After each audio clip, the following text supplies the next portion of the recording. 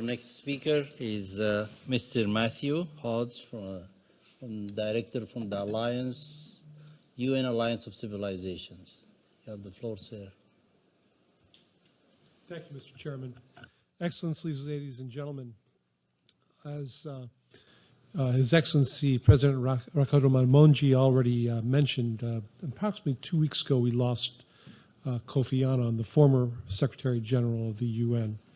And for those of us who served in the UN system in the 1990s, the loss of Kofi Annan and the shadow that he provided or that we labored under because of his greatness is something that has been deeply felt. And I mention that in part because the United Nations Alliance of Civilizations was launched in 2005 by Kofi Annan with the support and critical initial support of the governments of Spain and Turkey as our co-sponsors.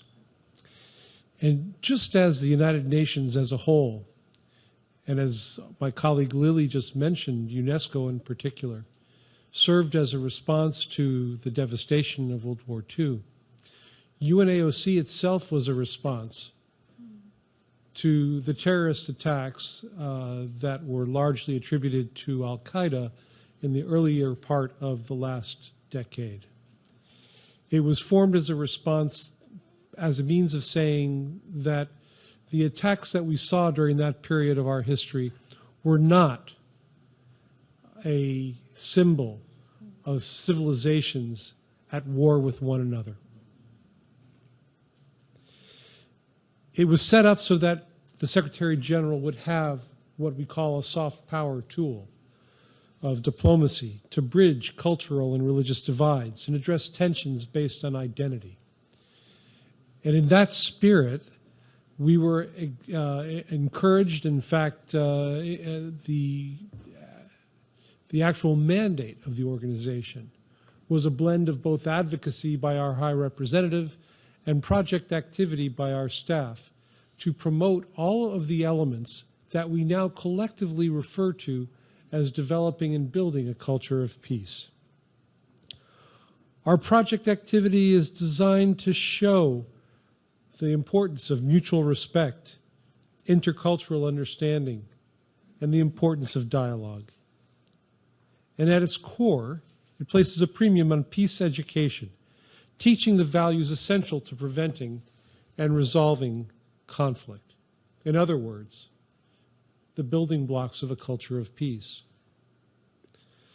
UNAOC is a small organization, and so our very size or lack thereof allows us, maybe even mandates us, to try experimental approaches with some of the project activities that we describe.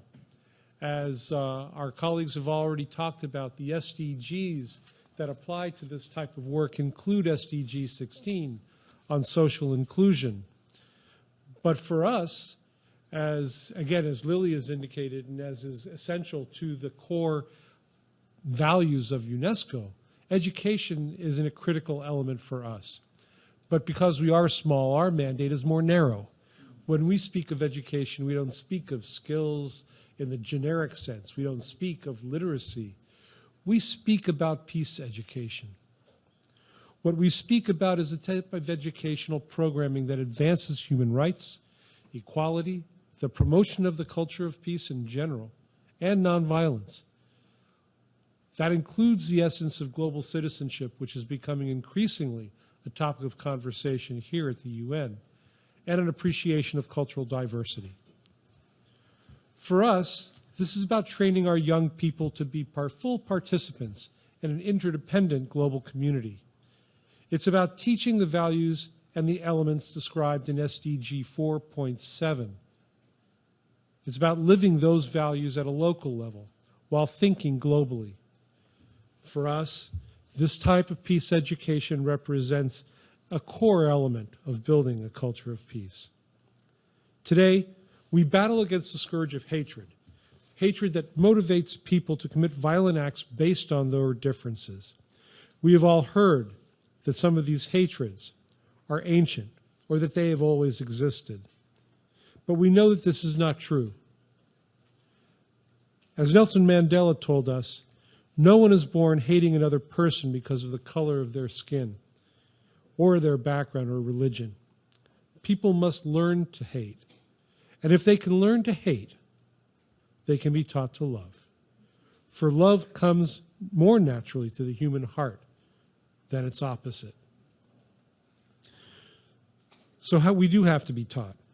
But what we teach is up to us and to the parliamentarians that are represented here today, up to you.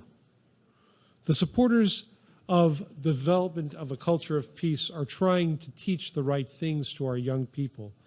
And we have to do here at the UN all that we can do to support them. But what does that mean for parliamentarians? Well, it means this. Parliamentarians in legislative branches around the world have a unique responsibility to convert the types of values that we talk about here inside the UN, and particularly amongst those of us inside the Secretariat, into actionable standards, laws in country settings. When we speak of collective action, when we speak of interdependence, all of those topics demand individual action at each level of government. And so promulgating laws that will mandate certain types of education become part of that mixture. So does the passing of budgets that support the ability of education systems to do the things that we're describing. And so too does the ability of legislatures to provide oversight over executive branches to ensure that they're doing the things that the legislatures have passed. Building a culture of peace can begin with discussions at a global level, as we do here at the UN. But building a culture of peace demands action in every member state.